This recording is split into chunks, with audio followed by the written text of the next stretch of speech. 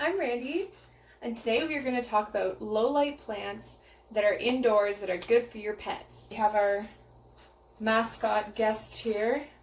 This is Charlie. So some plants that you kind of can take a whole family and that are pretty much for the most part pretty safe are ferns. So here I have a bird's nest fern, and as you can see he's very lush and full and beautiful. These are pretty low light, so this one is very, very crinkled, and the more light they get, the more crinkled they get. So he has been in the sun a little bit, but this leaf right here, since I moved him into the shade, this leaf right here is pretty flat compared to everything else. So he's put out a couple leaves since I moved him onto a different shelf, like this one here as well, that are flatter. So just take into account that it doesn't look as curly when they're sitting in a low light environment, but they definitely can live in it. So the next fern that I have here is the maidenhair fern. So maidenhairs can be kind of finicky. This guy, I have a humidifier, like you can kind of see in the background.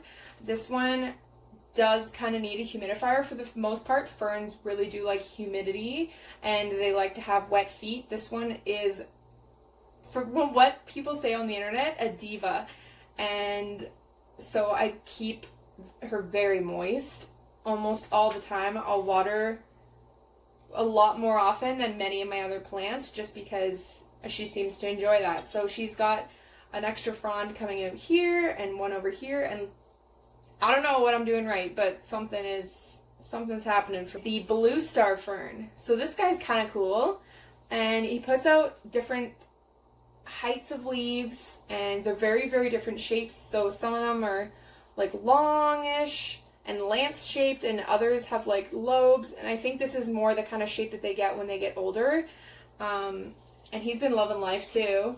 So you can see a couple of these like little buds that are coming up for new fronds. I have a little Boston fern. He's very small, and he's grown actually quite a bit since I got him, and this is just a very tiny pot, but Boston ferns are awesome. They also love high humidity.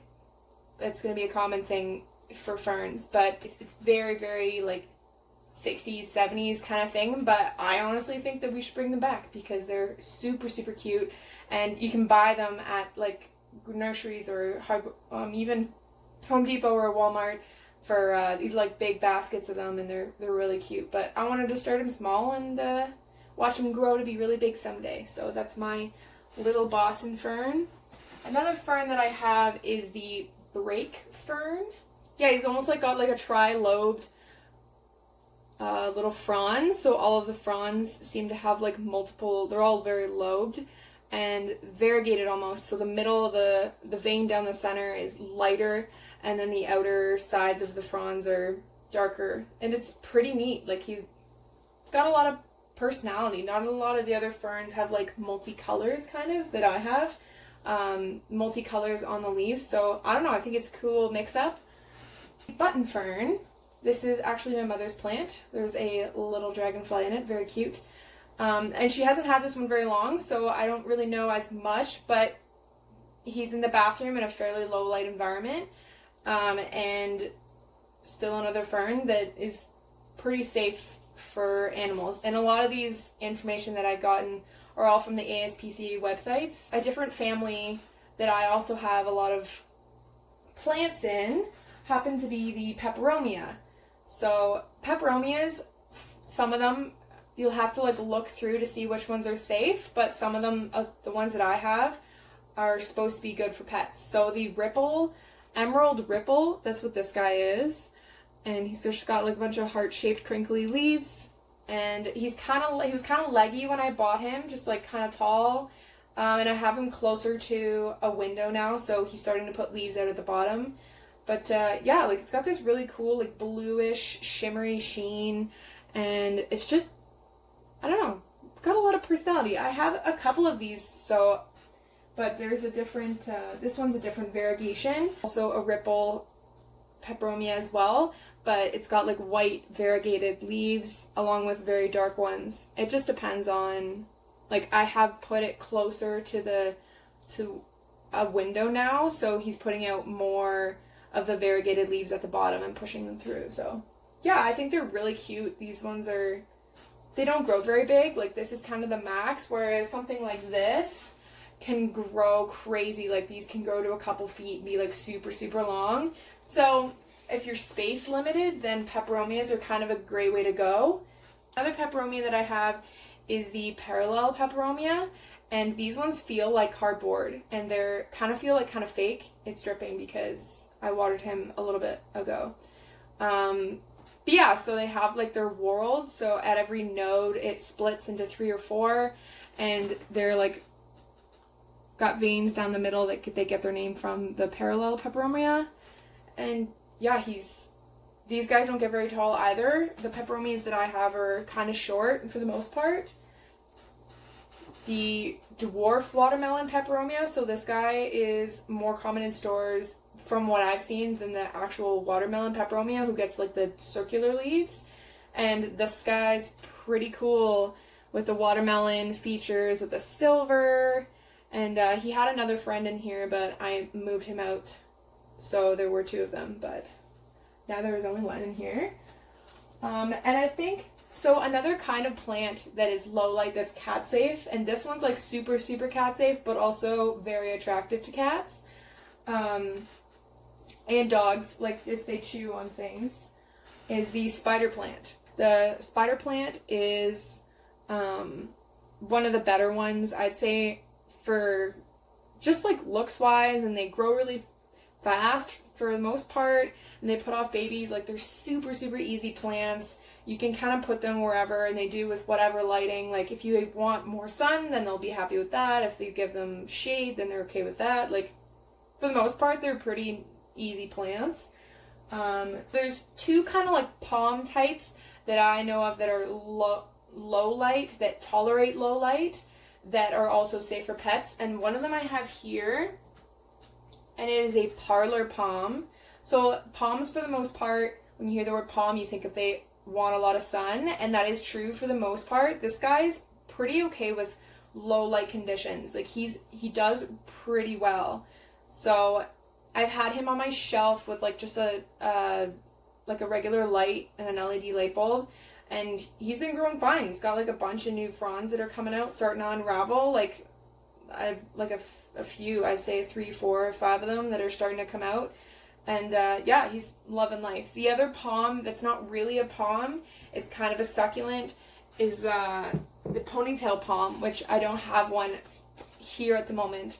I gave it to my boyfriend, but it has like a trunk at the base, and then like a very bulbous bottom, and then a trunk, and then it has like little almost pigtail looking things that come out of the side, and they're very enticing to cats, but they are safe for animals. I find that cats chew, like we have 2 dogs and a cat, and the cat obviously is more, for me anyway, more likely to go after plants than my dogs are. So for most part I'm going to say cats, just because he likes to eat them sometimes, but we make sure that he does not.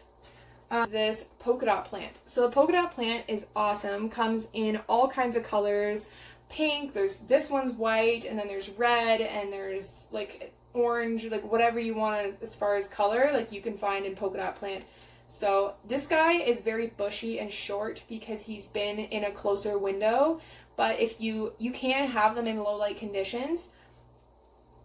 They just get kind of tall, like they'll get like a little bit lanky, but you know what, like it's still a beautiful plant, and they'll survive in those conditions, and they're pretty hardy, and they're super, super easy to propagate. You just like cut off a little chunk, put him in some water, and he's good to go. This one as well has a very interesting pattern on the leaves. So these leaves are like fuzzy, and they're like just super like veined and grooved, like they're really neat. Very textured plant. And he's dripping all over the place. I recently cut off the top because he was getting kind of lanky, and then put him under a little light to see if he will bush up some more, and he's got a bunch of like new little leaves that are coming out. So, you know, it's just a matter of whether you think that that's an attractive look, because the lanky, usually these kinds of plants in the lower light will become a little bit lankier, but I don't mind it. I think it looks kind of neat. Like, even the parallel peperomia that I showed you that's, like, very, very tall, like, I just think it's a really cool look. They're Pilea peperomioides.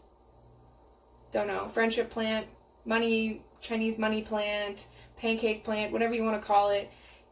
These things are everywhere at the moment, and they're super adorable. I have a bigger one that I pulled this guy off of, but I just think the cute, like, the little ones are super, super cute.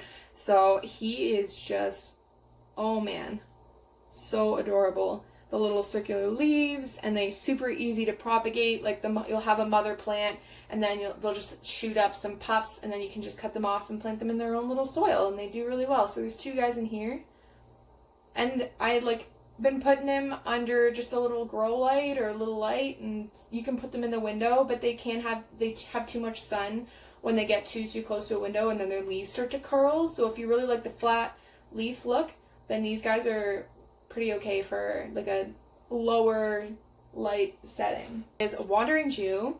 So these guys were 2 cuttings from 2 different plants. So one is like a green and one is a purple, and you know what? They're the same family, species, whatever. So I just stuck them in the pot together, and they're going to make someday a beautiful plant that is got 2 colors in him. So the Wandering Jew is kind of neat. You see, like, it adds, especially the purple one for me, like when you had a hanging plant, it's very bushy and large and hanging, like draping with all of these beautiful, like, purpley, green veined leaves. I just find them really cool as a hanging plant. So someday he's going to be very large and beautiful, but that day is not today. He's very just cute and small. This is baby tears, and baby tears are usually like a little like a bush, like a carpeting plant. Mine didn't go so well. I tried from Home Depot to rescue him. Clearance wasn't doing very well, so he didn't do so well, so I cut him off, and I'm trying to propagate him in little jars, so we'll see how that goes. Another one that's low light that I think is so cute is these Marantha, like prayer plants. This guy has a little leaf that's coming out here. This one's actually a variegated one. So, and when I bought him, he had a couple little crusty pieces, but so far the new growth's been safe. But this one's variegated, and so I'm sure the new ones that come in might not be as variegated because he's not super close to a window. But you know what? They're so neat. If you watch them, they like fold down during the day to get more sun, and then at night they fold up. So this is his like up at night closed up look. But yeah, super cute, easy low light. The only thing is that they can be temperamental with humidity. So like I have a humidifier in my room, so I can have a lot of these high humidity plants. But if you're not wanting to buy like a big humidifier, like get those diffuser things that are for oil, and maybe you don't put oil in them, or maybe you do, and you can just sit them in beside where your little plants sit that like humidity, so like a fern and a prayer plant. So yes, that's the video. I have a couple other things, like there's a bunch of plants that obviously I haven't said. There's a huge list, and you go on ASPCA and just research the ones that are there. They have tons of plants that they're all listed like safe, toxic, or non-toxic to either dogs, cats, or horses, sometimes they say. So if you're ever curious, just like do some research online. But for the most part, like, wouldn't suggest letting your animals eat your plants. Not good for the animal, not good for the plant for the most part. And, it doesn't make your plant look nice. Like, even the ones that I've listed and said, like, if he ate an entire plant, especially of like a fern like this size, like, you never know, right? Like, it's just not something that you should take as a risk. So the helpline I'll put in the description, just so that anybody, if you have any issues, make sure to call the helpline, because we love our pets, don't we, Charles? So it's grooming time. We're gonna go. Anyways, enjoy your plants, enjoy your pets. Hope everybody loves all their natural things that they keep in their house. Goodbye!